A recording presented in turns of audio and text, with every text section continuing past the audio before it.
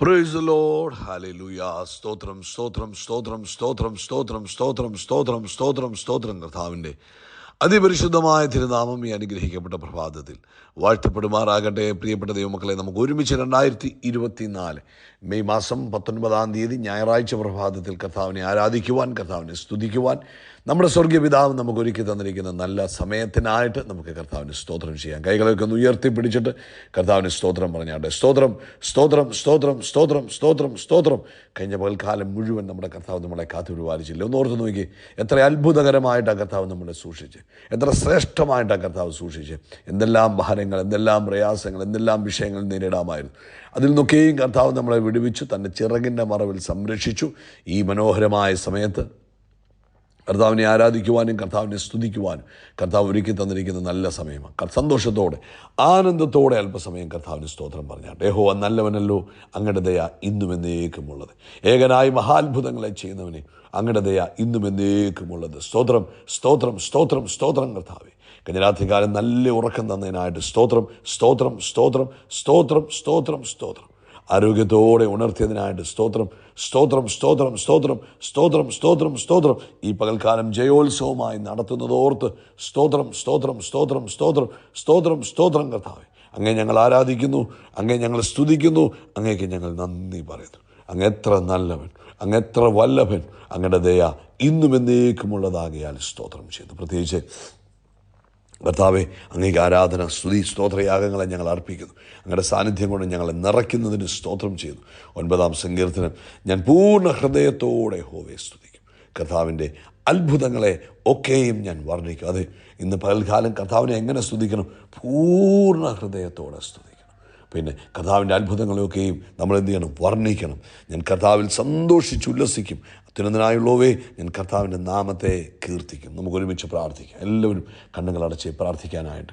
പിതാവേ, ഞങ്ങൾ യേശുവിൻ്റെ നാമത്തിൽ അങ്ങേക്ക് സ്തോത്രം ചെയ്യുന്നു, അങ്ങേക്ക് ആരാധന അർപ്പിക്കുന്നു, അങ്ങേക്ക് സ്തുതി സ്തോത്ര യാഗങ്ങളെ അർപ്പിക്കുന്നു. അപ്പോൾ കഴിഞ്ഞ പകൽക്കാലം കാത്തു പരിപാലിച്ചതിന് നന്ദി. രാത്രി നല്ല ഉറക്കം തന്നതിന് സ്തോത്രം.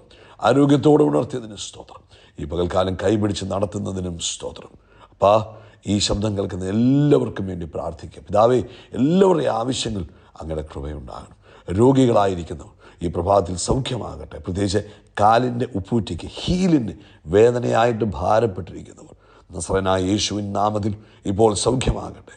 ആ ഹീലിനകത്തുള്ള ബുദ്ധിമുട്ടുകളെല്ലാം മാറട്ടെ. എഴുന്നേൽക്കുമ്പോഴുള്ള വേദന, കാല് കുത്തുവാനുള്ള പ്രയാസം എല്ലാം തന്നെ നസ്രയനായ യേശു ക്രിസ്തുവിൻ്റെ നാമത്തിൽ ഇപ്പോൾ പരിപൂർണമായി സൗഖ്യമാകട്ടെ. ഇടത്തുകാലിലുള്ള വെരിക്കോസ് വെയിൻ ഇപ്പോൾ യേശുവിൻ്റെ നാമത്തിൽ സൗഖ്യമാകട്ടെ. പരിപൂർണമായി ആ കാൽ സൗഖ്യമാകട്ടെ. പൂർണ്ണ സ്വസ്ഥതയുണ്ടാകുന്നതിനായിട്ട് സ്തോത്രം ചെയ്യുന്നു. തലയുടെ പുറകു ഭാഗത്തായിട്ട് വേദനയാൽ ഭാരപ്പെടുന്നു, അവൻ ബുദ്ധിമുട്ടുകൾ അനുഭവിക്കുന്നവർ ഇപ്പോൾ യേശുക്രിസ്തുവിൻ്റെ നാമത്തിൽ സൗഖ്യം പ്രാപിക്കട്ടെ. അതുപോലെ കർത്താവേ, ഞങ്ങൾ ഈ പ്രഭാതത്തിൽ പ്രാർത്ഥിക്കുന്നു. ഇന്ന് ലോകത്തെമ്പാടും സഭായോഗം നടക്കുന്നല്ലോ. കർത്താവിൻ്റെ പ്രവൃത്തി വെളിപ്പെടണമേ. അഭിഷക്തന്മാരെ അങ്ങയുടെ കരങ്ങളിലെ ഇണങ്ങിയ ആയുധങ്ങളാക്കി ഉപയോഗിക്കണം. സാധാരണമായ കാര്യങ്ങൾ ഇന്ന് ലോകവ്യാപകമായി സംഭവിക്കട്ടെ. ഉണർവുകൾ ഉണ്ടാകട്ടെ. അങ്ങയുടെ മഹത്വം ആലയങ്ങളെ മൂടട്ടെ. കർത്താവെ, വലിയ ദൈവിക പ്രവൃത്തി കണ്ട് സന്തോഷിപ്പാൻ എല്ലാവർക്കും ഇടവരുത്തി കൊടുക്കണം. പ്രത്യേകിച്ച് കർത്താവെ, ജോലിയില്ലാത്തവർക്ക് ജോലി കൊടുക്കുന്നതിനായിട്ട് സ്തോത്രം. സാമ്പത്തികമായ ആവശ്യങ്ങളുടെ മേൽ അങ്ങയുടെ വിടുതൽ അയക്കുന്നതിനായിട്ട് സ്തോത്രം. അതുപോലെ കർത്താവെ, ഞങ്ങൾ പ്രത്യേകമായിട്ട് പ്രാർത്ഥിക്കുന്നു. ഹല്ലേലൂയ. കുഞ്ഞുങ്ങളുടെ അഡ്മിഷനോടുള്ള ബന്ധത്തിൽ 12th കഴിഞ്ഞ കുഞ്ഞുങ്ങളൊക്കെ ഉണ്ടല്ലോ കർത്താവെ, അവരുടെ നെക്സ്റ്റ് ചുവടുകൾ എടുക്കുവാൻ ദൈവം കൃപ ചെയ്താണ്. അതിനുള്ള ബുദ്ധിയും വിവേകവും അതിനുള്ള കർത്താവെ ഇച്ഛാശക്തിയൊക്കെ കൊടുത്ത് കർത്താവ് അനുഗ്രഹിക്കണം. ദൈവഹിതമായ വഴിയിൽ പോകാൻ കർത്താവ് സഹായിക്കണം. പ്രാർത്ഥന കേട്ടതിനായിട്ട് സ്തോത്രം. സകല മഹത്വം പുകഴ്ചയും അപ്പയ്ക്ക് യേശുവിൻ നാമത്തിൽ തന്നെ. ആമേൻ ആമേൻ ആമേൻ. കർത്താവ് നിങ്ങളെ ധാരാളമായിട്ട് അനുഗ്രഹിക്കട്ടെ. ദൈവകൃപ നിങ്ങളുടെ എല്ലാവരുടെയും ജീവിതത്തിൽ നിറഞ്ഞു കവിയട്ടെ എന്ന് പ്രാർത്ഥിക്കുന്നു. കർത്താവ് അനുവദിച്ച നാളെ രാത്രി ഇന്ത്യൻ സമയം 9:30 നമ്മളുടെ മീറ്റിംഗ് ഉണ്ടായിരിക്കും. പ്രത്യേകം പ്രാർത്ഥനയോടുകൂടെ നിങ്ങൾ പങ്കെടുക്കണം. നിങ്ങളുടെ ജീവിതത്തിൽ വലിയ അനുഗ്രഹങ്ങൾക്ക് അത് കാരണമായി തീരും. ശ്രദ്ധിക്കാം. 2 കൊരിന്ത്യർ ലേഖനം 3-ാം അധ്യായം അതിൻ്റെ 5-ാമത്തെ വാക്യം, ഞങ്ങളിൽ നിന്ന് തന്നെ വരുമ്പോലെ സ്വയമായി വല്ലതും സങ്കല്പിപ്പാൻ ഞങ്ങൾ പ്രാപ്തർ എന്നല്ല. ഞങ്ങളുടെ പ്രാപ്തി എന്ന് പറയുന്നത് ദൈവത്തിൻ്റെ ദാനമത്രേ. ഈ സന്ദേശം, ഈ വാക്യം വായിക്കുമ്പോൾ നമുക്കൊരു കാര്യം ബോധ്യമായി. നമ്മുടെ എബിലിറ്റി അല്ലെങ്കിൽ നമ്മുടെ കഴിവെന്ന് പറയുന്നത് ദൈവം തരുന്നത് മാത്രമാണ്. ഒരു ദൈവ പൈതലിനെ സംബന്ധിച്ചിടത്തോളം ആ ദൈവ പൈതലിൻ്റെ സ്വയമായ കഴിവിലോ പ്രാപ്തിയിലോ പ്രശംസിപ്പാൻ പാടില്ല. നമ്മുടെ പ്രാപ്തി എന്ന് പറയുന്നത് അത് കർത്താവിൻ്റെ ദാനമാണ്. അത് ദൈവത്താലാണ് സംഭവിക്കുന്നത്. പലപ്പോഴും പലരും സംസാരിക്കുമ്പോഴും അവർ അച്ചീവ് ചെയ്തതിനെക്കുറിച്ച് പറയാറുണ്ട്, അവർ നേടിയതിനെക്കുറിച്ച് പറയാറുണ്ട്, അവർ വെട്ടിപ്പിടിച്ചതിനെക്കുറിച്ച് പറയാറുണ്ട്, അവർ പണിഞ്ഞെടുത്ത സാമ്രാജ്യത്വത്തെക്കുറിച്ച് പറയാറുണ്ട്, അല്ലെങ്കിൽ അവരുടെ നേട്ടങ്ങൾ വിശദീകരിക്കാറുണ്ട്. അപ്പോൾ ആ ദൈവമക്കൾ തങ്ങളുടെ നേട്ടങ്ങൾ പലതും വിശദീകരിക്കുമ്പോഴും അതിനകത്ത് ദൈവം അല്ലെങ്കിൽ യേശു വളരെ സൈലൻ്റ് ആയിരിക്കും. അവരെക്കുറിച്ചായിരിക്കും അവർ കൂടുതൽ പറയുന്നത്. ഞങ്ങളങ്ങനെ ചെയ്തു, ഞാൻ അങ്ങനെ കാണിച്ചു, ഞാൻ ഇങ്ങനെ ചെയ്തു. സ്വയമേ അവർ തന്നെ അങ്ങ് പുകഴാറുണ്ട്. അതിനകത്ത് കർത്താവിൻ്റെ മഹത്വം വളരെ കുറവാണ് കൊടുക്കുന്നത്. പൗലോസ് അപ്പോസ്തലൻ പറയുക, നമുക്ക് പ്രാപ്തിയൊന്നും ഉള്ളവരല്ല, നമ്മുടെ പ്രാപ്തി എന്ന് പറയുന്നത് കർത്താവ് നമുക്ക് ദാനമായി തന്നതാണ്. നമ്മളിലൂടെ ദൈവാത്മാവ് ചെയ്തെടുക്കുന്നതാണ് ദൈവത്തിൻ്റെ പ്രവൃത്തി. അല്ലാതെ നമ്മളായിട്ട് ചെയ്യുന്നതല്ല, കർത്താവ് നമ്മളിലൂടെ ചെയ്യുന്നത്. എപ്പോഴും നമ്മൾ അതേ പറയാവുള്ളൂ. കർത്താവ് എന്നിലൂടെ, എനിക്ക് കഴിവില്ല, എൻ്റെ കഴിവെന്ന് പറയുന്നത് ദൈവമാണ്. ദൈവം തന്നതല്ലാതെ എനിക്കൊന്നുമില്ല. എന്തെങ്കിലും ഞാൻ അച്ചീവ് ചെയ്തെങ്കിൽ അത് ആത്മീകമായിട്ടായിക്കോട്ടെ, ഭൗതികമായി ആയിക്കോട്ടെ, എഡ്യൂക്കേഷനിൽ എവിടെയും എന്തും ഞാൻ അച്ചീവ് ചെയ്തിട്ടുണ്ടെങ്കിൽ അത് ദൈവകൃപയാൽ കർത്താവായിട്ട് എന്നെക്കൊണ്ട് ചെയ്യിപ്പിച്ചു എന്ന് ഹൈലൈറ്റ് ചെയ്ത് പറയാൻ ഒരു ദൈവ പൈതൽ മറന്നു പോകരുത്. നമ്മളെപ്പോഴും അറിയാതെ പറയും, ഞാൻ അങ്ങനെ അധ്വാനിച്ചു, അല്ലെങ്കിൽ ഞാനത് കഠിന പരിശ്രമം നടത്തി, അല്ലെങ്കിൽ ഞാൻ എൻ്റെ ബുദ്ധി കൊണ്ട് ചെയ്തു എന്നൊക്കെ നമുക്ക് അറിയാതെ പറയാറുണ്ട്. അത് കഴിവതും ഒഴിവാക്കുന്നതാണ് നല്ലത്. കാരണം പറയണം, കർത്താവേ, എൻ്റെ കഴിവിനാലല്ല, അങ്ങയുടെ കഴിവിനാലാണ് കാര്യങ്ങൾ സംഭവിച്ചത് എന്ന് നമ്മൾ എപ്പോഴും പറയുന്നത് നല്ലതാണ്.